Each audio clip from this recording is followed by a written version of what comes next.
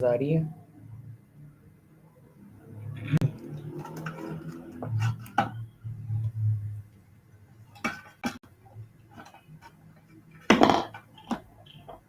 जी, क्या सब लोगों को मेरी आवाज़ आ रही है?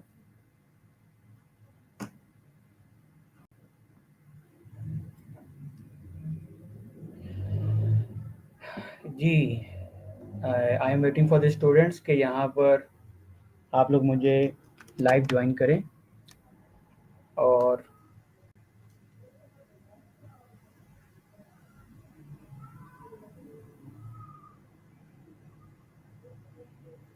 अच्छा जी, सो आज के मेंटोरिंग सेशन को स्टार्ट करते हैं हम।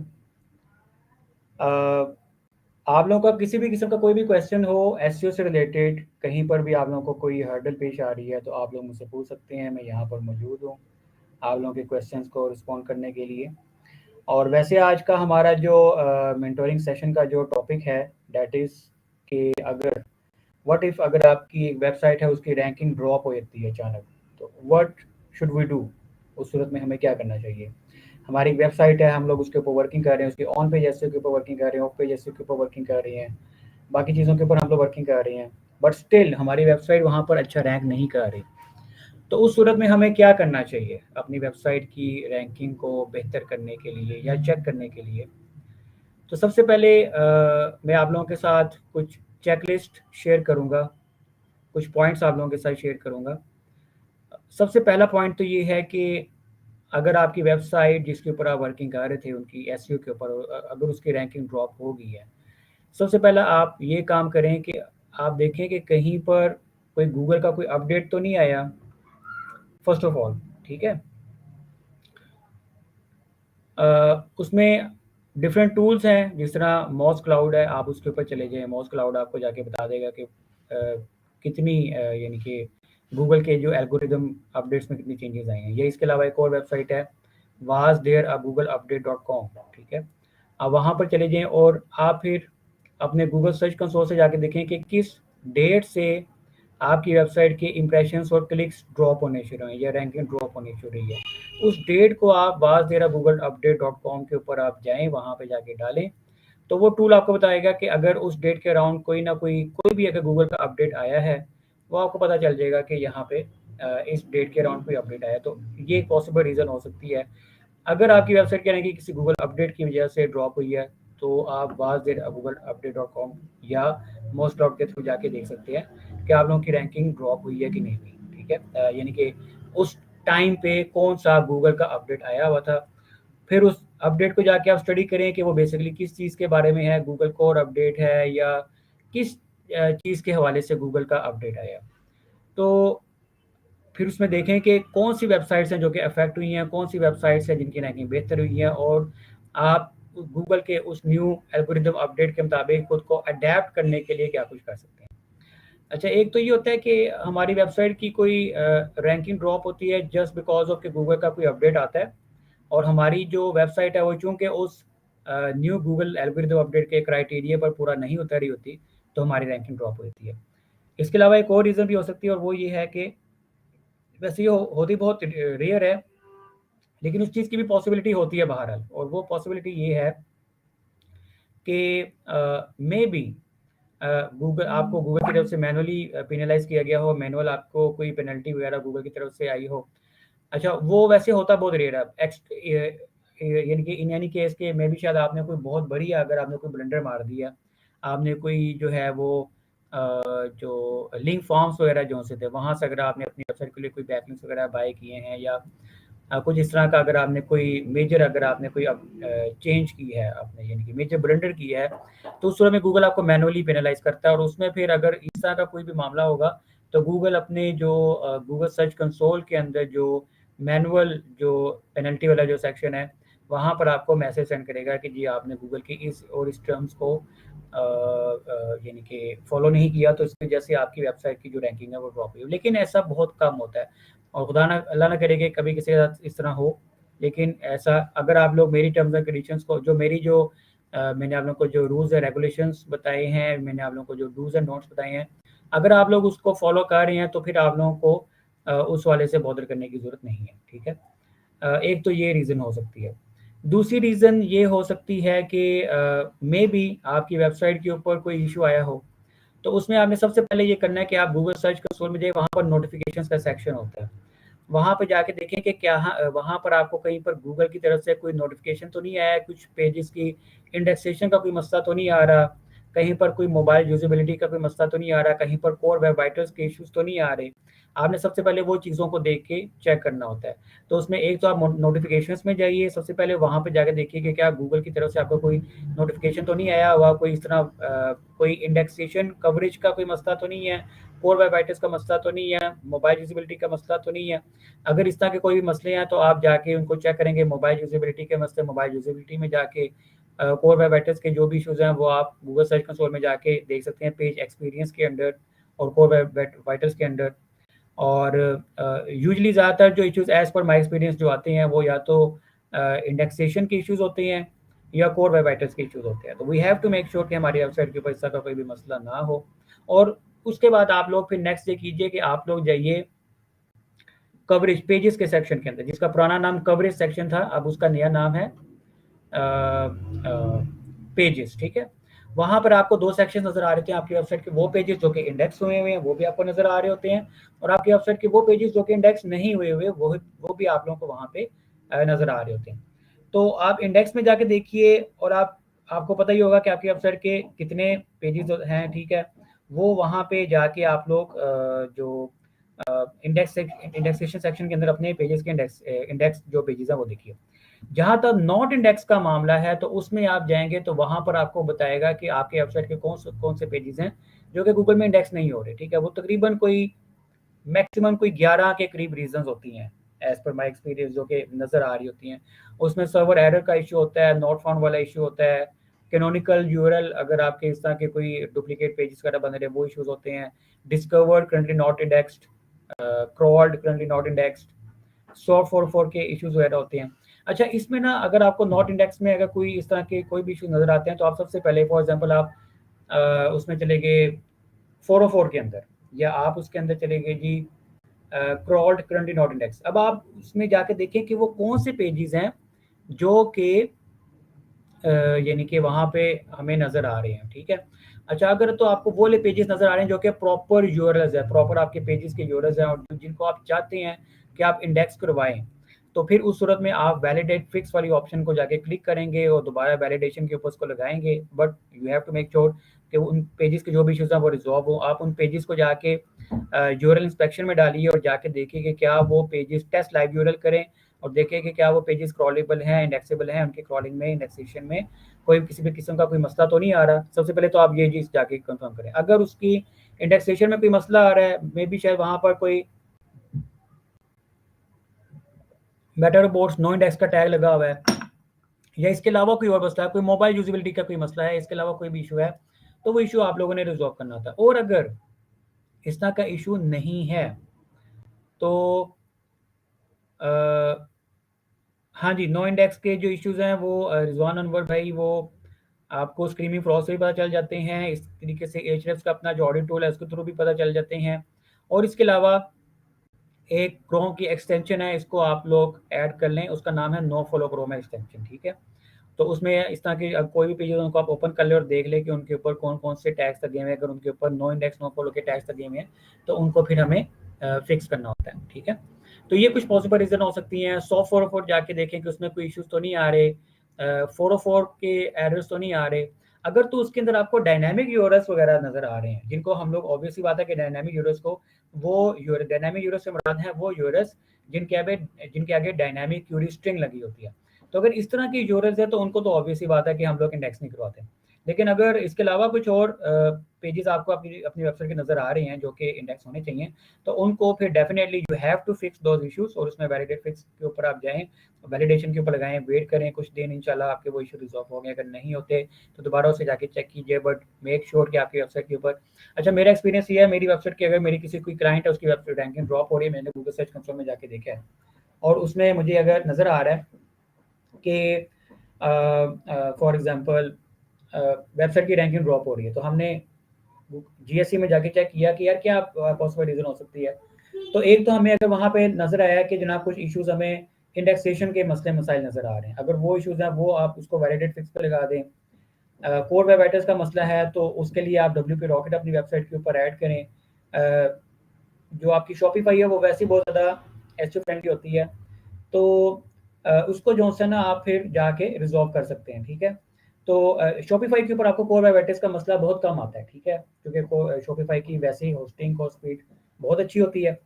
वर्डप्रेस में अगर आपको आ जाए तो आप WP रॉकेट ऐड करें, उसकी सेटिंग्स वगैरह करें और उसके बाद फिर आप वैलिडेट फिक्स पे लगा दें, इंशाल्लाह आपका इशू रिजॉल्व हो जाएगा। ये 2 रीज़न मैंने आपको बताया, एक गूगल एल्गोरिथम अपडेट हो सकता है, दूसरा मैंने आपको बता दिया गूगल सर्च कंसोल के अंदर कोई ना कोई मसला हो सकता है और उसमें भी ज़्यादातर जो मसले होते हैं या तो वेबसाइट का कोई कोर वेब एड्रेस का इशू होता है या इंडेक्सेशन के मसले मसाइल होते हैं, या इसके अलावा और भी कोई मोबाइल यूजिबिलिटी का कोई मसला आ गया या HTTPS वगैरह का कोई भी मसला आ गया, तो वो आप गूगल सर्च कंसोल से जाके चेक कीजिए, ठीक है। अच्छा, फिर उसके बाद एक और काम करें, अगर आपकी वेबसाइट के इंप्रेशंस क्लिक्स आपने कंपैरिजन लगाया और आपकी वेबसाइट के इंप्रेशंस क्लिक्स ड्रॉप हो रहे हैं, आप सबसे पहले जाके देखें कि वो कौन से पेजेस हैं, कौन से पेजेस हैं जिनके इंप्रेशंस एंड क्लिक्स ड्रॉप हो रहे हैं, ठीक है। तो आप उन तमाम पेजेस को जाके चेक करें, उनका कंटेंट कोई चेंज तो नहीं हो गया। अच्छा, उन पेजेस को आप चेक करें, उन पेजेस के कहीं पर टाइटल या डिस्क्रिप्शन कहीं पे चेंज तो नहीं हो गए, उनके कंटेंट की प्लेसमेंट तो नहीं चेंज हो गई, उन पे वो जो पेजेस है वो लोड होने में ज़्यादा टाइम तो नहीं ले रहे, उन पेजेस की इंटरनल लिंकिंग वगैरह तो इफेक्ट तो नहीं होगी, ठीक है। ये चीज़ें आप जाके चेक करें, मेक श्योर करें कि वो और कौन सी रीज़न है। अच्छा, फिर उनके टारगेट कीवर्ड जिनके ऊपर वो पेजेस पहले रैंक कर रहे थे, उन पेजेस को जाके गूगल में सर्च करें और देखें कि अब कौन सी दूसरी वेबसाइट्स हैं जो कि आपको आउट रैंक कर रही है, क्योंकि एक ये भी पॉसिबल रीज़न हो सकती है कि पहले आपकी कोई वेबसाइट है वो गूगल में अच्छा रैंक कर रही हो, लेकिन बाद में आपका कोई कंपीटिटर आया, उसने आपसे ज़्यादा बेहतर कंटेंट क्रिएट किया। अब क्योंकि उसका कंटेंट आपके कंटेंट से ज़्यादा बेहतर है, तो वो आपसे ज़्यादा अच्छा रैंक कर रहा है। तो ये भी एक रीज़न हो सकती है कि किसी कंपटीशन ने आपको आउट रैंक कर दिया हो, ठीक है। तो जिन पेजेस के ऊपर आपके इंप्रेशंस क्लिक्स ड्रॉप हो रहे हैं, रैंकिंग ड्रॉप हो रही है, उनको थॉरोली जाके एनालाइज करें कि उनके ऊपर क्या मसला है, आपके जो इफेक्टिव पेजेस हैं, ठीक है। अच्छा, और फिर उसमें अच्छा, अगर इन केस आपके एनालिटिक्स और सर्च कंसोल की जो ट्रैफिक है उसमें सर्टेन ड्रॉप आ गए, जिनके डिप आए अगर जाके बहुत ज़्यादा, तो आप जाके सबसे पहले ये चेक करें कि क्या वो आपका गूगल सर्च कंसोल का जो ट्रैकिंग कोड है और गूगल एनालिटिक्स का जो ट्रैकिंग कोड है वो प्रॉपर वर्क भी कर रहा है कि नहीं। यानी कि कहीं पर किसी गलती से आपने कोई ट्रैकिंग कोड आपने या आपकी टीम के किसी मेंबर ने या क्लाइंट ने कहीं गलती से रिमूव तो नहीं कर दिया, या कोई प्लगइन वगैरह तो नहीं रिमूव कर दिया। ये भी आप जाके चेक करें अगर सर्टेन आपको डिप नज़र आता है, ठीक है। और अगर ग्रेजुअली ट्रैफिक ड्रॉप हो रही है तो उसमें फिर मैंने आपको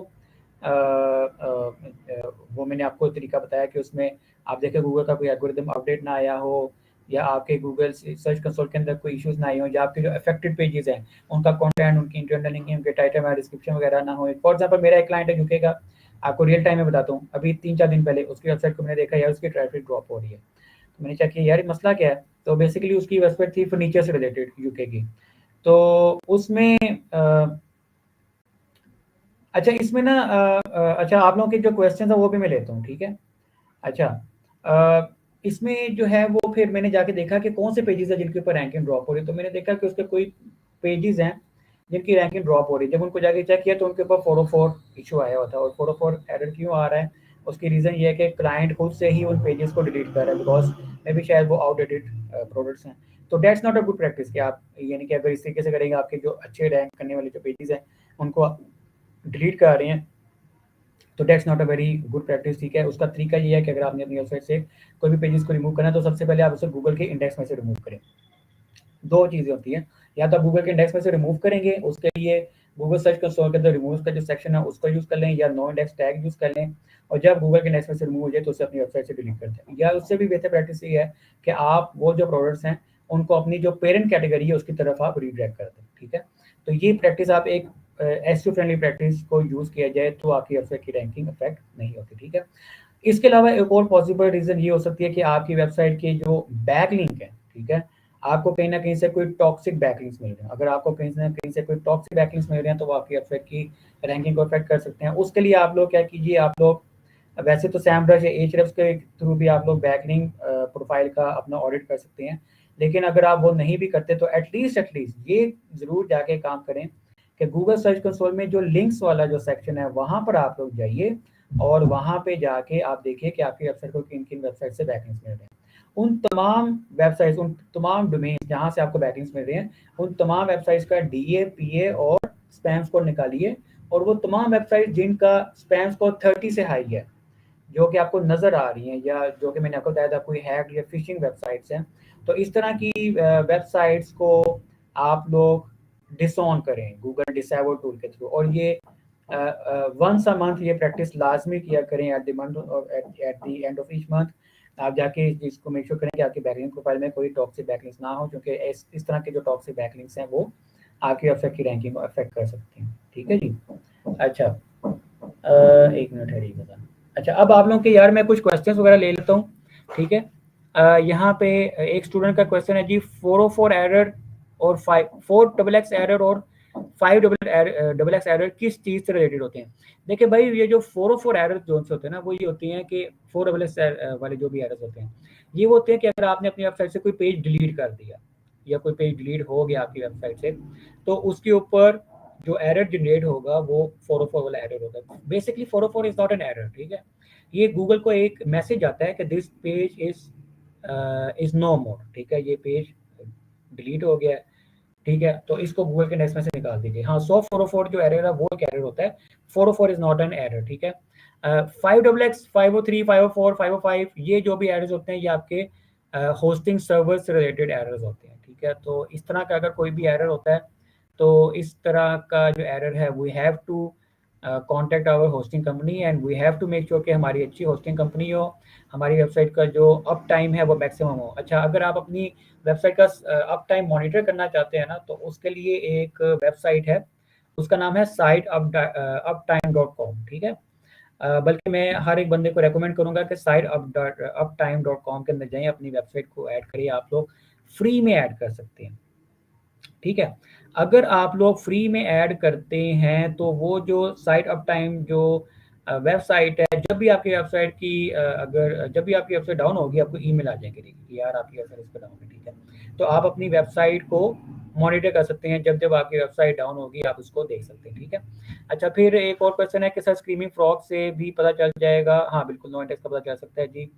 रीडायरेक्ट का भी इशू होता है, और उसमें मैंने आप लोगों को ये बताया था कि जब आप लोगों ने अपनी किसी भी वेबसाइट को माइग्रेट करना है एक दूसरी वेबसाइट से अपनी वेबसाइट की तरफ, तो आपने इस चीज़ को मेक श्योर करना है कि आपकी वेबसाइट बिल्कुल सही तरीके से माइग्रेट हो। पुरानी वेबसाइट के तमाम जो यूजर्स हैं वो अपनी नई वेबसाइट के जो भी रेलिवेंट यूजर्स हैं उनकी तरफ प्रॉपर 301 रीडायरेक्ट हो रहे हों, और प्रॉपर हर पेज का अपने रेलिवेंट न्यू वेबसाइट के पेज की तरफ रीडायरेक्ट लग रहा हो, उसमें किसी भी किस्म का कोई चेंजेस ना हो। ठीक है, एक और रीज़न हो सकती है, वैसे अब तो ये रीज़न ही होती है, हमारे साथ ये एक्सपीरियंस हुआ था कि जब हमारी वेबसाइट शुरू में मोबाइल फर्स्ट इंडेक्सिंग पे गई थी ना कुछ क्लाइंट्स की वेबसाइट्स, तो उसकी रैंकिंग ड्रॉप होती है।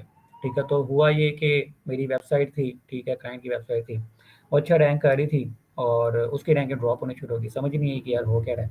फिर हमने गूगल नोटिफिकेशंस में जाके देखा, जीएसई के गूगल सर्च कंसोल के नोटिफिकेशंस में, तो वहाँ पे जाके पता चला कि वो जो गूगल मोबाइल फर्स्ट इंडेक्सिंग है ना, उसमें आपकी जो वेबसाइट के जो प्राइमरी क्रॉलर है वो डेस्कटॉप हो गया।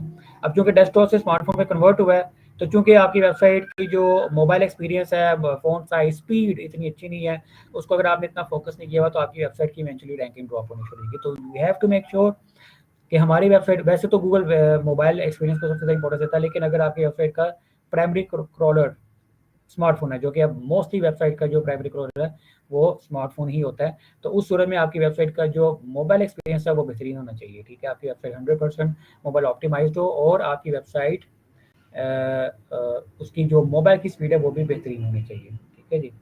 आउटलाइन होने के बाद हम दोबारा कैसे अपने कंटेंट को इम्प्रूव कर सकते हैं, उसमें आप देखिए अपने कंपटीशन को जाकर देखिए, अपने कंपटीशन का जो कंटेंट की जो क्वालिटी है। ठीक है जी, बल्कि आई थिंक एक टूल भी है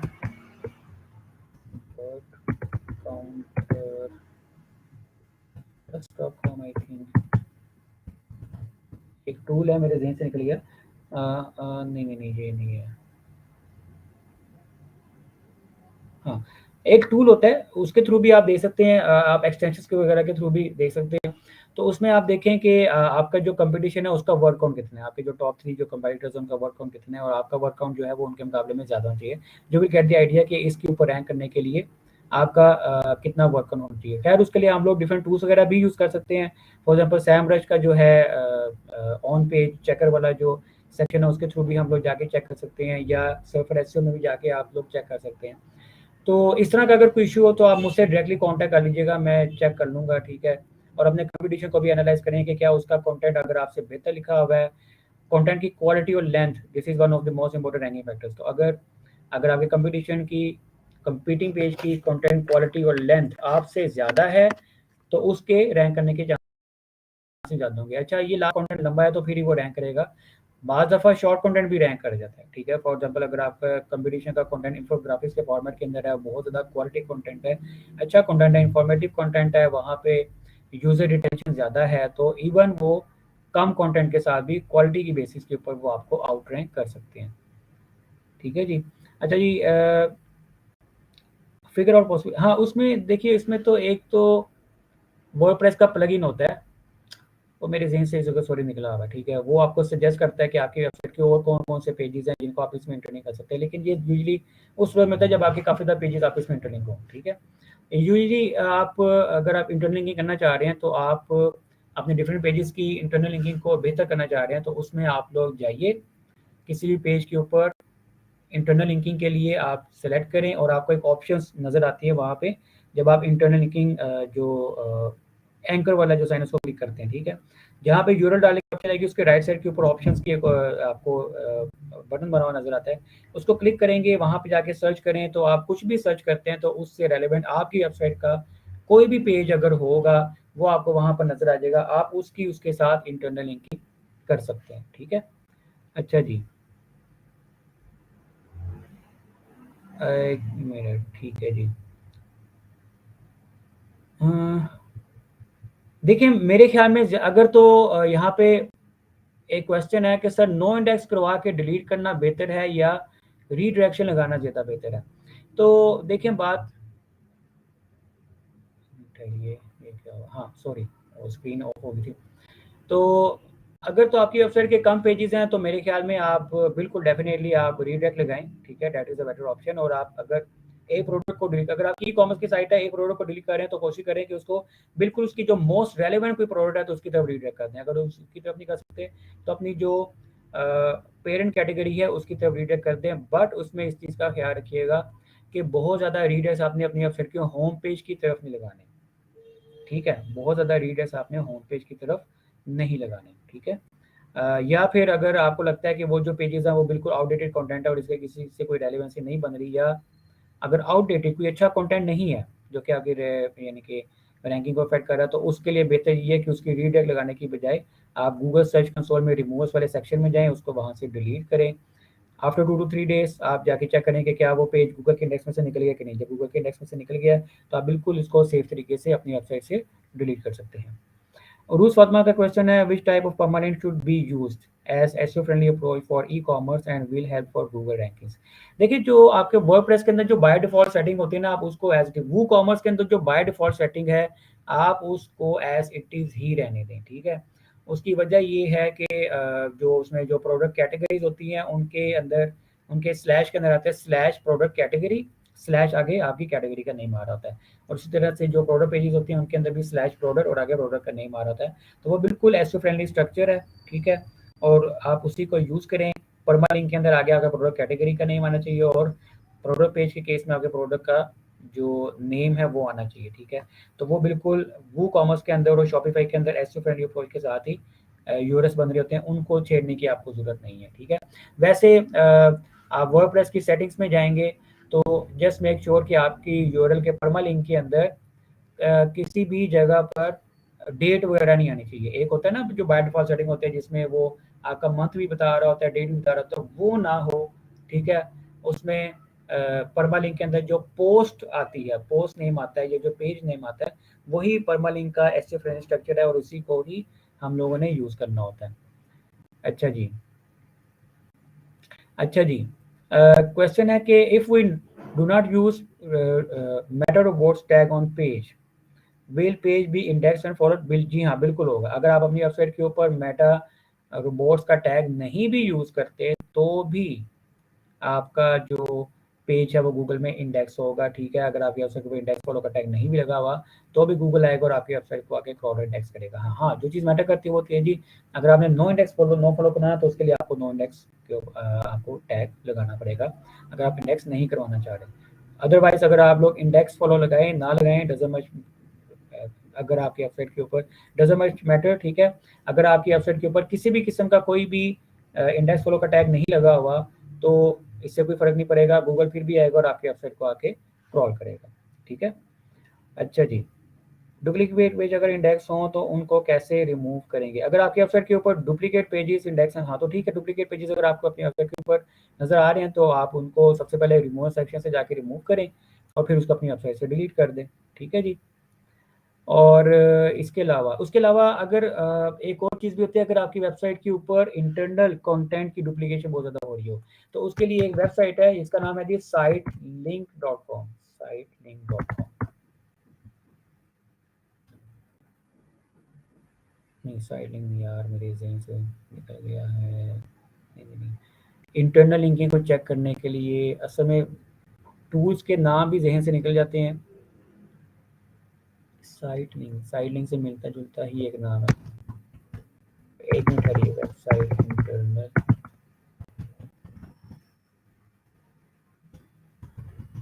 interlink.com है या sidelink.com है? साइडलाइनर, सॉरी, sideliner.com एक वेबसाइट है। आप उसे जाके यूज़ कर सकते हैं। अगर आपकी वेबसाइट के पेजेस में इंटरनली डुप्लीकेशन बहुत ज़्यादा हो रही है, तो you have to get this fix, ठीक है। अच्छा जी, यहाँ पे और किसी क्वेश्चन है, what is the difference between Google tag manager? नहीं, आपका क्वेश्चन क्लियर नहीं है। आपने लिखा जी what is the difference between Google tag manager, ठीक है। देखिए, जो गूगल टैग मैनेजर है, ये एक गूगल एनालिटिक्स के अंदर एक टूल होता है, बल्कि आई थिंक मैंने बताया भी था। चलिए मैं ऐसे करूँगा, मैं एक और सेशन करवाऊँगा और उस सेशन में आप लोगों को मैं गूगल टैग मैनेजर के बारे में बताऊँगा सेपरेटली, ठीक है। अभी मैं आपको उसका कॉन्सेप्ट देता हूँ कि फॉर एग्जांपल अगर आपकी वेबसाइट है, आपकी वेबसाइट के ऊपर आप गूगल एनालिटिक्स का भी आपने कोड ऐड कर दिया, आपने फेसबुक पिक्सेल कोड भी ऐड कर दिया, आपने कोई हॉटजॉट का ट्रैकिंग कोड था वो भी ऐड कर दिया, आपने अपनी वेबसाइट के ऊपर जो है वो गूगल एड्स का ट्रैकिंग कोड भी ऐड कर दिया, आपने मल्टीपल ट्रैकिंग कोड ऐड कर दिया। जब आप मल्टीपल ट्रैकिंग कोड ऐड करेंगे तो आपकी वेबसाइट स्लो डाउन होगी। तो इतने ज़्यादा कोड्स को डालने की बजाय बेहतर ये है कि आप सिर्फ एक कोड अपनी वेबसाइट के ऊपर ऐड करें, और वो जो है एक जो कोड होगा वो होगा गूगल टैग मैनेजर वाला कोड, जो कि आप अपनी वेबसाइट के ऊपर ऐड कर देते हैं, अपनी वेबसाइट के हेडर सेक्शन के अंदर और बॉडी सेक्शन के अंदर। उसके बाद फिर आपने जो भी टैग्स वगैरह ऐड करने हैं, उसके जो भी वेरिएबल्स हों, जो भी उसकी सेटिंग्स वगैरह होते हैं, वो फिर अपने गूगल टैग मैनेजर के डैशबोर्ड से ही आप लोग उसको वहाँ पे ऐड कर रहे होते हैं, ठीक है। तो गूगल टैग मैनेजर के ऊपर अभी के जो बैचेज़ हैं, उसमें तो मैं स्टूडेंट्स को बताता हूँ गूगल टैग मैनेजर के हवाले से, बट इंशाल्लाह मैं आप लोगों को इसके ऊपर एक सेपरेट सेशन करवाऊँगा और इसके बारे में मैं आप लोगों को इंशाल्लाह डिटेल में गाइड करूँगा, ठीक है।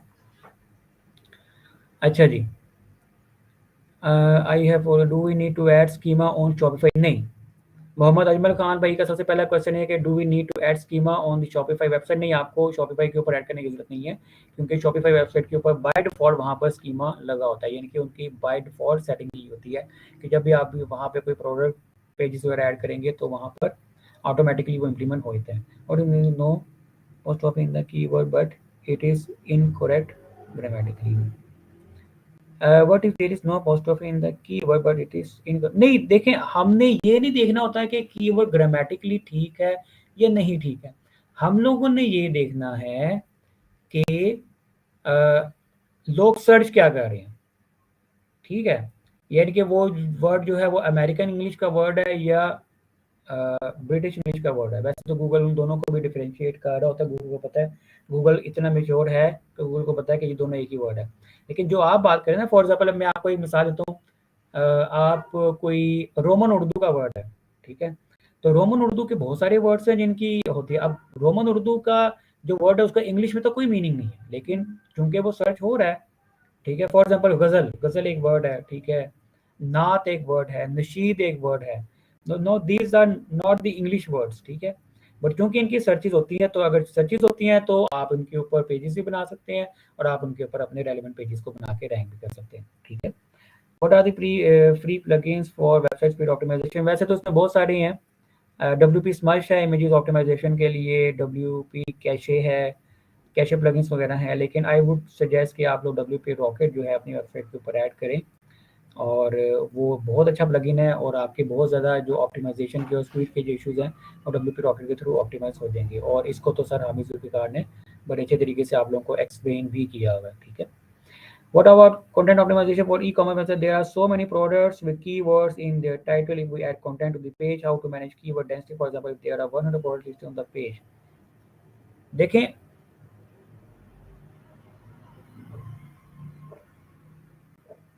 सबसे पहले तो इस चीज़ को अंडरस्टैंड करें कि अगर आपकी ई कॉमर्स की साइट है ना तो उस पर दो तरह के पेजेस हैं। अभी आपने जो बात की ना कि for example if there are 100 products listing on the page, तो वो आप जिस पेज की बात कर रहे हैं वो असल में आपका प्रोडक्ट कैटेगरी पेज है। कौन सा पेज है?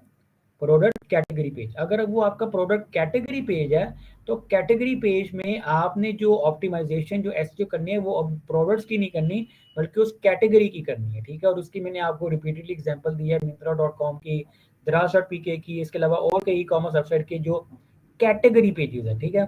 तो कैटेगरी पेज के जो रेलेवेंट कीवर्ड्स होंगे वो उस कैटेगरी का नाम और उसकी जो भी लॉन्ग टेल वेरिएशंस हैं आपके टारगेट रीजन के अंदर वो आपके मेन टारगेट कीवर्ड्स है। तो अगर आप उनको उसके मुताबिक अगर आप एक कंटेंट लिख रहे हैं उसमें आप हेडिंग्स वगैरह भी डाल रहे हैं और आप उस कंटेंट में अपने उस फॉर एग्जांपल पावर बैंक्स की आपकी कोई कैटेगरी है तो उसके कीवर्ड्स है power banks in Pakistan, power banks price in Pakistan, power banks for smartphones, ठीक है जी, बाय पावर बैंक्स, ठीक है, पावर बैंक्स ब्रांड्स, ठीक है, एटसेट्रा, ठीक है, सोलर पावर बैंक्स, इस तरह के जो भी कीवर्ड्स हैं अगर आपको नजर आ रहा है तो वो आप अपने पावर बैंक की कैटेगरी में ऐड करेंगे, ठीक है।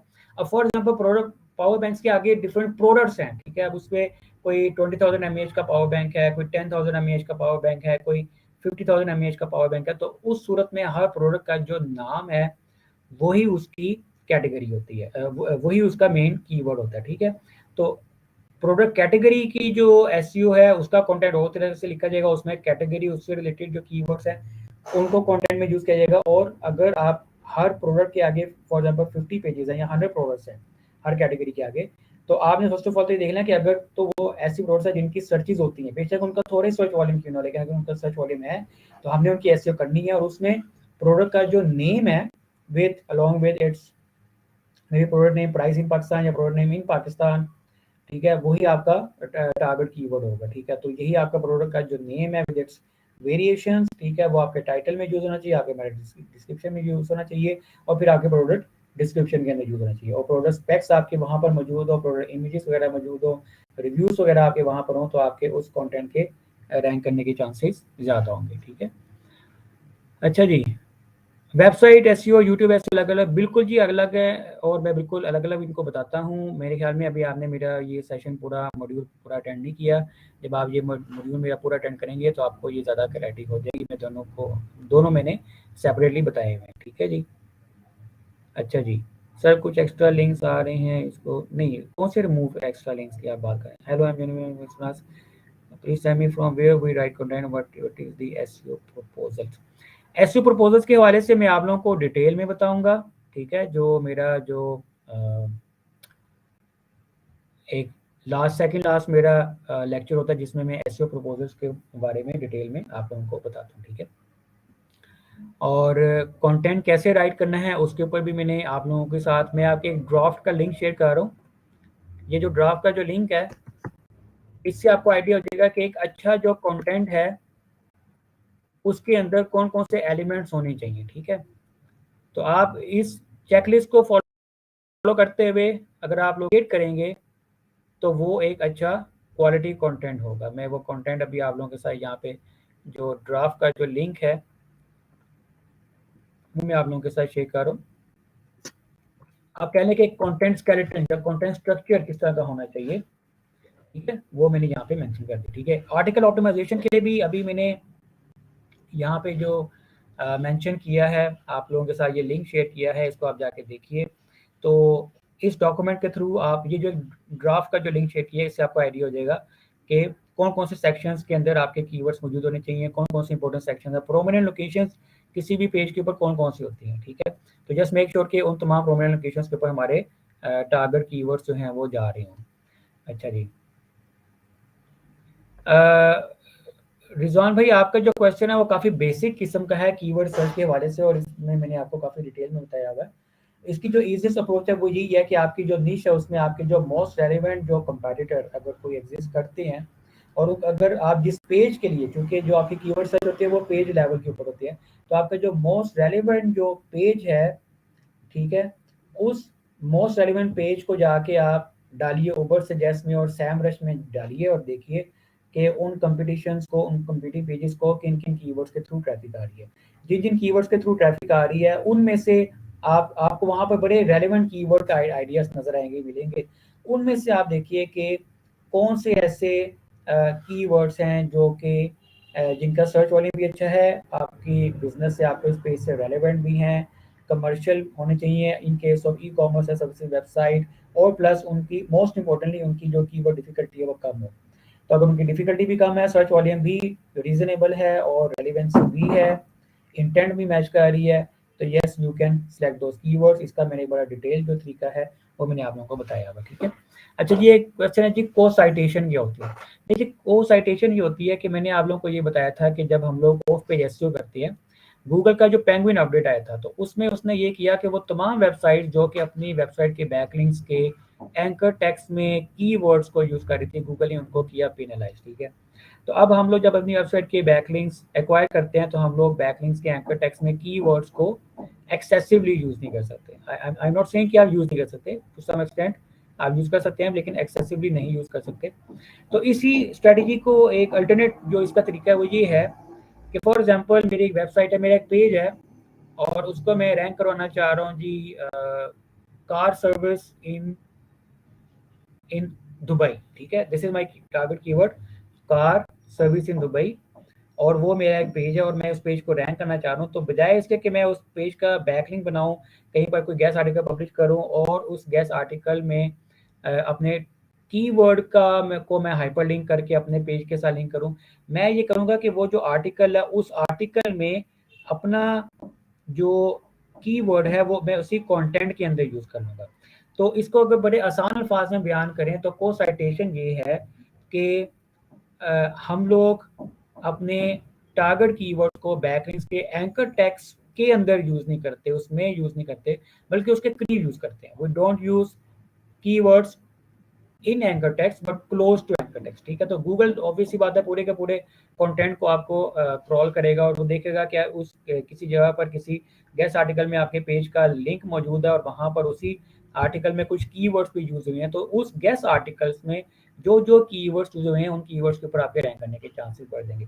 अगर इसको भी बड़े ही सिंप्लीफाइड वर्ड्स में मैं बयान करूं, तो जिस तरीके से आप लोग अपने ब्लॉग पोस्ट के अंदर कीवर्ड्स ऐड करते हैं, जिस तरीके से आप लोग अपने लैंडिंग पेजेस के कंटेंट में कीवर्ड्स ऐड करते हैं, इसी तरीके से आप लोगों ने अपने गेस्ट आर्टिकल्स में भी रेलेवेंट कीवर्ड्स को ऐड करना है। जिन कीवर्ड्स को आप लोग अपने गेस्ट आर्टिकल्स के कंटेंट में ऐड करेंगे, उन कीवर्ड्स पर भी आपके रैंक करने के चांसेस बढ़ जाएंगे, ठीक है जी।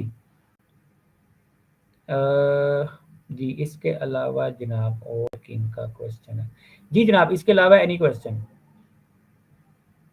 जी, मैं इंशाल्लाह I will try my best कि नेक्स्ट सेशन में आप लोगों को मैं गूगल टैग मैनेजर के बारे में बताऊँ, या इंशाल्लाह फिर ऑफ पेज एसईओ के हवाले से कुछ एडवांस टेक्निक्स हैं वो मैं बताऊँगा। जी, ये जो भाई का क्वेश्चन आ रहा है सर, मेरा क्वेश्चन भी ले लें। आपका आई थिंक मुझे नहीं नज़र आ रहा कि आपका क्वेश्चन कहाँ पे है। आप दोबारा यहाँ पे रिपीट कर दें।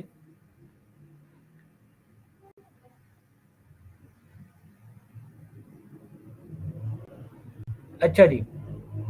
अच्छा सिड भाई, आपका जो क्वेश्चन है ना, आप मुझे व्हाट्सएप के ऊपर कांटेक्ट कीजिएगा, मैं उस वाले से बताऊंगा। असल में ये hreflang टैग्स जो है ना, ये मैं स्टूडेंट्स को नहीं बताता होता क्योंकि स्टूडेंट्स कंफ्यूज होते हैं। तो आप मुझे पर्सनली कांटेक्ट करें व्हाट्सएप के ऊपर, मैं hreflang टैग्स के बारे में आपको बता भी दूंगा कि ये क्या होते हैं, इनका पर्पस क्या है, और वर्डप्रेस में इनको कैसे ऐड करना है वो भी मैं आपको बता दूंगा, ठीक है जी। जो कंटेंट राइटिंग चेकलिस्ट है या ये जो ड्रॉप का जो लिंक है वो दोबारा मैं आप लोगों के साथ शेयर कर रहा हूँ। अच्छा जी, और यहाँ पे एक और क्वेश्चन है। हाँ जी, यहाँ पे क्वेश्चन है कि जी जस्ट अ मिनट, हाँ, ब्लॉगिंग साइट में अगर 2000 वर्ड्स का आर्टिकल है, उसमें कुछ इंटरनल लिंक्स कितने होने चाहिए if the site is based on topical authority, and external कितने होने चाहिए 1% इंटरनल राइट?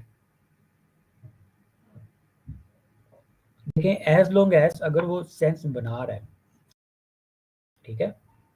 अगर आपका पिलर कंटेंट है, ठीक है, मरकजी कंटेंट जिसके अराउंड आपने डिफरेंट आर्टिकल्स वगैरह और भी पब्लिश किए हैं, तो अगर आपका वो जो मरकजी या कॉर्नर स्टोर कंटेंट या जिसे पिलर कंटेंट कहा जाता है, अगर बाकी सारे आर्टिकल्स उसके साथ रेलेवेंसी बना रहे हैं तो आप उन सब के लिंक्स ऐड कर सकते हैं, as long as it doesn't look spam, as long as वो यूजर्स के लिए बिल्कुल यानी कि यूजफुल होंगी इंफॉर्मेशन, तो आप उसके लिंक्स वगैरह ऐड कर सकते हैं। और आप उसके अंदर एक सेपरेट सेक्शन बना के भी लिंक्स वगैरह ऐड कर सकते हैं, जैसा 10 बीस्ट वाला करता है, ठीक है, कि अगर उसने एंड्रॉयड के ऊपर अगर उसने एक मेन अगर उसने एंड्रॉयड स्मार्टफोन्स के ऊपर लिखा है, तो एंड्रॉयड स्मार्टफोन्स के आगे उससे रिलेटेड जितने भी उसने आर्टिकल्स लिखे हैं उन सब की उसने वहाँ पे एक सेपरेट सेक्शन के अंदर भी लिंक डालेंगे, ठीक है। तो वो आप कर सकते हैं, as long as it doesn't look spam, as long as ये यूजर्स के लिए यूजफुल हैं, आप उसमें डाल सकते हैं, ठीक है, कंटेंट को, ठीक है। इंटरनेट जो रेलिवेंट जो पेजेस हैं पोस्ट है उनके लिंक्स आप लोग उसके अंदर डाल सकते हैं, बट एस्थेटिकली एक तो बुरा नहीं लगना चाहिए, दूसरा वो स्पैम ना लगना चाहिए, ओवर इंटरनेट लिंकिंग उसके अंदर ना हो, ठीक है। इंटर्नशिप वाले जो भाई हैं वो मुझसे पर्सनली कांटेक्ट करें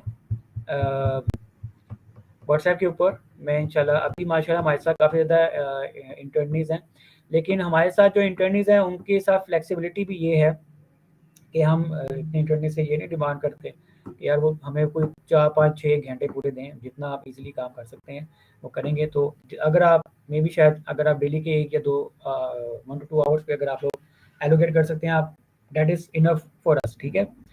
तो उसमें ये है कि हम आपको टास्क असाइन करेंगे, वो टास्क आप करें, ठीक है। जब आपका उसके ऊपर हाथ सेट हो जाए फिर आपको मज़ीद टास्क असाइन करेंगे, उसके ऊपर भी आपका हाथ सेट हो जाए तो आपको मज़ीद टास्क असाइन करेंगे। तो आपका हाथ हमने सीधा करना होता है डिफरेंट चीज़ों के ऊपर, डिफरेंट टास्क के वगैरह के ऊपर, ठीक है। तो इंशाल्लाह वो फिर आप लोग वहाँ पर मुझसे इस तरह की इंटर्नशिप की जो भी रिक्वेस्ट हो वो आप लोग मुझसे व्हाट्सएप पे कांटेक्ट करें। वैसे तो माशाल्लाह अभी काफ़ी ज़्यादा स्टूडेंट्स हमारे साथ मौजूद हैं और अभी मुझे कोई ज़रूरत नहीं है सच, लेकिन फिर भी अगर आप में से कोई इंटरेस्टेड हो तो मैं आप मुझसे कांटेक्ट कर लें। हाँ जी, बिल्कुल जी, लेडीज़ के लिए भी हैं, ठीक है। और ज़्यादातर इस वजह जो हमारे साथ जो रिमोट इंटर्नीज़ हैं वो फीमेल्स ही हैं, तो आप कर सकती हैं अप्लाई, ठीक है। आप मुझसे व्हाट्सएप पे कांटेक्ट कर लें, मैं इंशाल्लाह अभी तो खैर ज़रूरत नहीं है, बट मैं आपका नाम लिख लूँगा, ठीक है। जैसे ही कोई रिक्वायरमेंट आएगी तो मैं आपको बताऊँगा, ठीक है। मुझे काफ़ी ज़्यादा रिक्वेस्ट वगैरह आई थी, कुछ मुझसे मिस भी हो गई होंगी, दोबारा मुझसे कांटेक्ट कर लीजिएगा, तो मैं आपको इसके ऊपर अप्लाई कर दूँगा, ठीक है। साइट का ऑडिट कैसे करते हैं यार, इसमें मैंने डिटेल में बताया हुआ है, ठीक है। अगर तो क्लाइंट के लिए ऑडिट रिपोर्ट बना रहे हैं तो उसके लिए कौन सा टूल यूज़ करना है वो मैंने बताया हुआ है, उसका फॉर्मेट भी स्टूडेंट्स के साथ मैंने शेयर किया हुआ है। और अगर आप लोग अपनी वेबसाइट का ऑडिट कर रहे हैं तो उसके लिए आई वुड सजेस्ट कि या तो स्क्रीमिंग फ्रॉग है या एhrefs का जो साइट ऑडिट वाला जो सेक्शन है उसको आप यूज़ कर सकते हो, वो फुल में फ्री में भी कर सकते हैं, ठीक है। अच्छा, ये जो है जैसे ये जो है कि एhrefs के थ्रू जो ऑडिट वगैरह करना होता है उसके ऊपर भी इंशाल्लाह मैं आप लोगों का ना एक सेपरेट मेंटोरिंग सेशन करूँगा।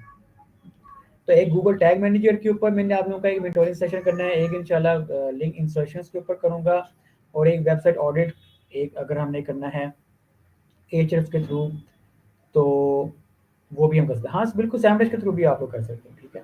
सैमरज या एhrefs के थ्रू जब हम लोग डिटेल में ऑडिट करते हैं तो वो कैसे करते हैं और कौन-कौन से उसमें पॉसिबल इश्यूज़ आ रहे होते हैं और उनको कैसे हम लोगों ने फिक्स करना होता है, वो इंशाल्लाह आप लोगों को मैं फिर एक सेपरेट मेंटोरिंग सेशन के अंदर डिटेल में बताऊँगा, ठीक है जी। जी, इसके अलावा एनी क्वेश्चन आज के इस मेंटोरिंग सेशन के हवाले से? उम्मीद है कि आप लोगों के लिए ये आज का मेंटोरिंग सेशन काफ़ी ज़्यादा हेल्पफुल रहा होगा। तो अगर आप लोगों के कोई फर्दर क्वेश्चंस नहीं है तो आज के सेशन को मैं क्लोज़ कर देता हूँ, ठीक है जी। चलिए ठीक है, मुझे फिर इजाज़त दीजिए, अल्लाह हाफ़िज़।